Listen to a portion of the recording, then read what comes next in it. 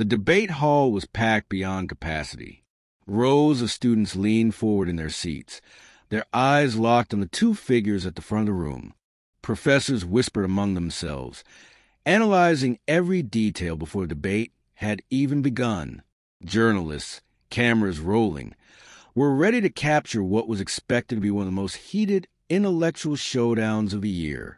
The atmosphere buzzed with a mix of excitement and tension, as if everyone in the audience knew they were about to witness something unforgettable.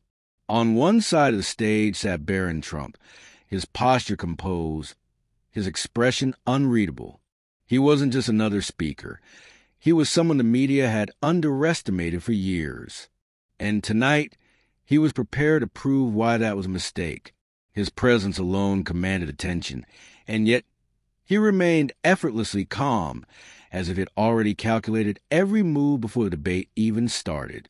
Across from him sat Emily Carter, a well-known liberal student activist who had built a reputation on her fiery rhetoric and unfiltered critiques of conservative ideologies. She was confident, perhaps overly so, and clearly relished the moment. With a sharp glance at Barron, she adjusted her microphone and leaned in, knowing she had an audience ready to cheer her on.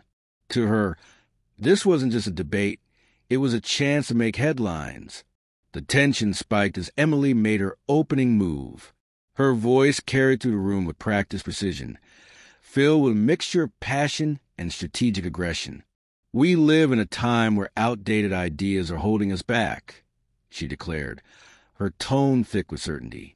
"The world belongs to the young, and frankly, we need to rethink who gets to lead us." The words struck like a match in dry grass, immediately igniting applause from her supporters. She allowed a small, satisfied smirk to cross her lips as the crowd's energy swelled in her favor. Barron remained still. No visible reaction, no shift in expression. He simply listened, his gaze steady, his thoughts concealed behind an air of quiet confidence. He had been in the public eye his entire life. He had watched his father navigate relentless attacks. He understood exactly how these debates played out, and most importantly, he knew how to dismantle an argument without even raising his voice. Sensing her momentum, Emily decided to push harder. Her words became sharper, her tone more challenging, her delivery designed to force Barron into a corner. Finally, she leaned forward, her voice dripping with controlled arrogance as she delivered what she believed was the knockout blow. "So, tell me, Barron, why should we keep listening to people who are out of touch with modern reality?" The crowd quieted. Some students exchanged glances, waiting for his response. Others whispered, sensing the intensity of the moment. The cameras zoomed in, capturing every movement, every breath, every flicker of expression. This was the moment the audience had been waiting for. The question designed to put Barron on the defensive, to make him hesitate, to force him into an answer he couldn't possibly twist in his favor. Except that didn't happen. Instead of scrambling for words or showing even the slightest sign of discomfort, Barron leaned forward, adjusted his microphone, and took a breath. His response wasn't rushed. It wasn't emotional. It wasn't defensive. It was calculated, precise, and razor-sharp. And when he finally spoke, his words didn't just answer question. They dismantled the entire argument. The audience had come expecting a debate. What they got was a masterclass. Before we continue, make sure to like this video and subscribe to the channel. You won't want to miss what happens next. The energy in the debate hall had shifted. Barron Trump had sat patiently, listening as Emily Carter fired off point after point, her voice growing sharper with each passing moment. She was confident, relentless, feeding off the murmurs of agreement from her side of the audience. This was her moment, or so she thought. But Barron wasn't rattled. He was calculating, waiting, letting her run out of steam before making his move. He didn't need to interrupt, nor did he need to match her intensity. He understood something fundamental. The more someone feels a need to dominate a conversation, the more they reveal their own insecurity. Emily, however, was oblivious to this reality. She mistook Barron's composed demeanor for hesitation, assuming she had him on the ropes. So she pressed even harder, her voice rising a notch. If logic couldn't shake him, volume would. "Tell me, Barron," she said, her tone dripping with sarcasm. "What exactly makes you qualified to speak on this issue? Is it your last name? Or do you actually have something meaningful to say?" The audience shifted in their seats. Some gasped, others chuckled, feeding off the tension. The moderators exchanged glances, unsure if they should step in, but hesitated. They knew this was the kind of moment that kept viewers hooked. And for Barron, it was exactly what he was waiting for.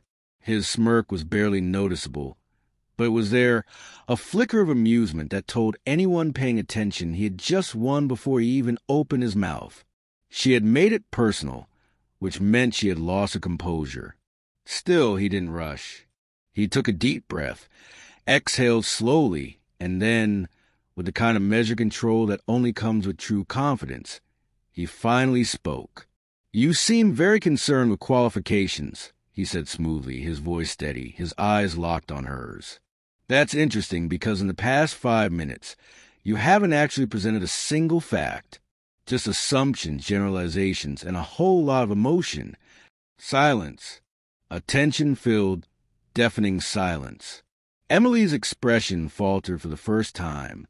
A split-second flicker of uncertainty crossed her face. The audience, sensing the shift in momentum, leaned in. Even those who had been firmly on her side moments ago couldn't deny it. This was a turning point. Barron continued, his voice calm but unshakable. "I don't debate based on emotion," he said, folding his hands in front of him. "I debate based on facts. You say these policies don't work? Fine. Show me the numbers. Show me the data. Because until you do, all I'm hearing is noise." The audience erupted, some in applause, others in murmured disbelief. The momentum of the debate had flipped entirely. But Emily wasn't done yet. She straightened, regaining her composure, reaching for her last lifeline, shifting the argument. "So that's your response?" she scoffed, shaking her head. "Deflect and pretend like the issue isn't real? That's a classic tactic." Barron barely blinked. "If you think facts are deflection," he countered, "then maybe you're in the wrong debate." That was it. That was the moment. The audience lost it. The cameras zoomed in. Social media was already clipping the exchange, the headlines practically writing themselves. And Emily, she was out of moves. What happened next would cement Barron's response as one of the most talked-about moments in modern debate history. The atmosphere in the auditorium was electrifying yet tense. The once lively chatter among the audience had dwindled into an expectant silence, all eyes fixed on the two debaters locked in intellectual combat. Emily Carter, the liberal student who had built a reputation for sharp rhetoric and bold challenges, sat across from Barron Trump, her confidence visibly wavering. She had come into this debate expecting an easy victory, believing she could dismantle Barron with aggressive questioning, clever phrasing, and emotional appeals. But something unexpected had happened. Barron wasn't just holding his ground. He was controlling the conversation. His calm, calculated demeanor contrasted sharply with Emily's increasingly desperate attempts to trip him up. With each passing moment, it became clear that she wasn't debating from a position of strength. She was fighting to regain control of a battle she had already lost. Leaning forward slightly, Barron adjusted the microphone, his movements deliberate. There was no rush in his voice, no sign of frustration or anger, just pure, unshakable confidence. "You keep asking the same question, just in different ways," Barron said, his tone measured, deliberate. "But I have to wonder, are you actually looking for an answer, or are you just hoping to catch me slipping?" A subtle shift rippled through the crowd. Some leaned forward, intrigued. Others exchanged glances, Realizing that the balance of power had shifted, Emily's lips parted slightly, ready to interject, but Barron didn't give her the chance. The real issue here, he continued, is that you're not trying to have a conversation. You're trying to create a spectacle. You're not debating to find the truth. You're debating to win. His words cut to the room like a blade, sharp and undeniable. Even the moderator, who had been carefully neutral throughout the discussion, seemed caught off guard by the sheer precision of Barron's argument. Emily, clearly thrown off, attempted to push back. That's not. But Barron didn't need to raise his voice. If your argument was strong, he continued, tilting his head slightly, you wouldn't need to interrupt me. You wouldn't need to frame my words in a way that fits your narrative. You wouldn't need to turn this into a personal attack instead of an intellectual discussion. A few gasps could be heard from the audience. The energy in the room shifted entirely. Emily fumbled through her notes, clearly looking for a counterpoint, but she hesitated, and hesitation in a debate is the equivalent of defeat. Barron knew this. He let the silence stretch, watching as his opponent struggled to regain composure. The camera zoomed in, capturing every flicker of doubt in Emily's expression. She had walked into this debate prepared to expose Barron, to prove him unqualified, to make him stumble. Instead, she was the one on shaky ground. The difference between us, Barron added, his voice steady, is that I came here to discuss ideas, and you came here to win an argument. The problem? The facts aren't on your side. The moment the words left his mouth, the audience erupted. Some gasped, some clapped, some sat frozen, processing the shift they had just witnessed. Emily, visibly shaken, tried to salvage what was left of her argument, but the moment had already passed. She wasn't in control anymore. Barron leaned back in his chair, completely unfazed. His expression remained neutral, not smug, not arrogant, just assured. And in that instant, it was clear to everyone in the room. This debate wasn't just over. It was a defining moment. Before we move forward, don't forget to like this video. Your support helps bring these stories to light and ensures you never miss out on the truth. Hit that like button now. The debate should have ended the moment Barron Trump delivered his final argument, but instead, it ignited something far bigger. The air in the auditorium, which had been buzzing with intellectual energy, shifted dramatically. What had started as a structured discussion on policy had now transformed into a battleground of ideologies. Barron, having presented his case with clarity and precision, began gathering his notes, preparing to step away from the podium. But the opposition wasn't done. The moment it became clear that Emily had been thoroughly outmatched, the atmosphere in the room grew tense, charged, almost volatile. It started subtly. A few murmurs here, a whispered conversation there. Then a single, sharp voice cut through the silence. "Misogynist!" someone near the front jeered. Another student, emboldened by the outburst, quickly followed up. He dodged the real issues. The word spread like wildfire. Within seconds, the energy in the room had completely shifted. Some students, many of whom had walked in expecting an easy victory for Emily, now refused to accept what had just happened. Their loss in the realm of logic and debate had to be reframed, rebranded into something more convenient. Then, almost as if on cue, a group of students stood up, waving pre-prepared protest signs. Their slogans, once meant for general political statements, were now hastily repurposed to target Barron directly. It was clear this was never just a debate.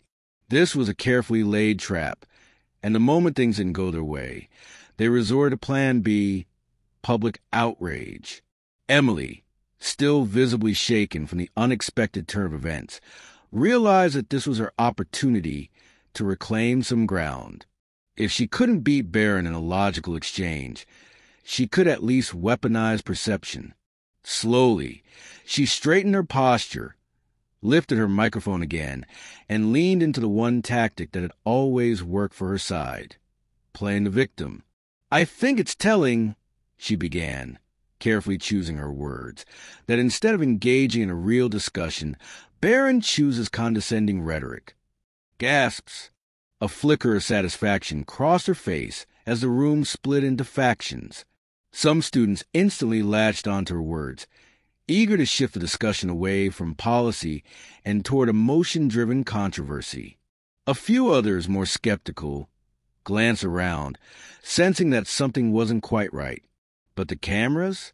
They were locked in, capturing every second. At the back of the room, mainstream media reporters were already typing up their narratives, before the public even had a chance to process what had just happened. Headlines were already being crafted to shape the story. Barron Trump uses privilege to silence female student in debate. Trump family's arrogance on full display as Barron dismisses opponents' concerns. Future dictator? Barron Trump's debate tactics mirror his father's. The script was already written. The only problem? It wasn't true. But before Emily could press forward, Barron did something completely unexpected. He smiled.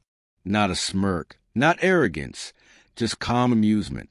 And then he slowly picked up his microphone one last time. "See, this is the issue," he said, his tone composed but firm. "I came here to debate ideas. You came here to debate a person."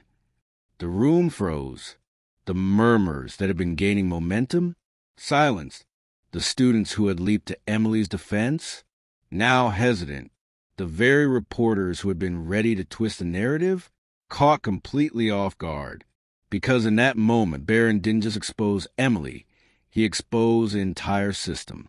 And just like that, the controversy they had tried to create collapsed in real time. The cameras zoomed in, capturing the exact moment everything shifted. This wasn't just a simple university debate anymore. This was something much bigger. The impact of the debate was immediate and unstoppable. Within hours, videos of Barron Trump's performance spread across every major platform, dominating online conversations. Clips circulated on Twitter, TikTok, and YouTube, with commentators breaking down his arguments, highlighting his confidence, and analyzing how he managed to flip the narrative entirely. It wasn't just a moment. It was a revelation. But this wasn't just about going viral. It was about what this moment represented. For years, mainstream media had carefully curated an image of Barron Trump, portraying him as quiet, inexperienced, and existing solely in his father's shadow. They had crafted a caricature, one that suited their agenda, and kept expectations of him artificially low. That perception, however, was completely shattered in a matter of minutes. The young man who had been dismissed as an observer had proven to be a skilled debater, a critical thinker, and a force to be reckoned with. The shift was undeniable. People who had never paid attention to Barron before were now watching closely. Conservative voices praised his composure, calling him one of the most articulate young minds of his generation. Meanwhile, moderates and independents, those who had once ignored political discourse altogether, found themselves captivated by his ability to counter every argument with precision and logic. Even some of his critics, albeit reluctantly, admitted that his performance was impressive, but not everyone was thrilled. While Barron supporters celebrated his undeniable victory, those who had orchestrated the debate as a setup found themselves scrambling. The students and faculty who had expected him to crumble under pressure now had to deal with the fallout of their failed ambush. Professors, once comfortable in their ideological dominance, began facing tough questions from their own students. Why was real debate being discouraged? Why was open discussion so feared? Why did they try so hard to silence certain perspectives instead of engaging with them? The backlash against Barron didn't stop with academia. Certain media outlets, desperate to control the damage, attempted to reframe the debate. They selectively edited clips, cutting out his strongest points and painting the exchange as a tense or hostile confrontation. Some went further, labeling his confidence as privileged arrogance, implying that his sharp responses were not the result of intellect but entitlement. But it was too late. The raw, unedited footage had already spread across independent media channels, ensuring that no amount of spin could alter what really happened. And as much as the establishment wanted to downplay his impact, the numbers told a different story. Barron Trump's social media exploded. His follower count surged overnight.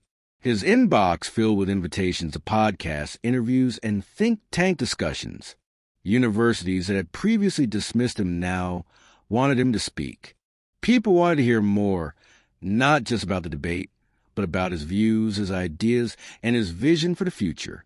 And then came the ultimate proof that something had changed. The very students who had tried to cancel him were now facing backlash of their own. Their attempt to silence opposing viewpoints had exposed the deep flaws of cancel culture itself.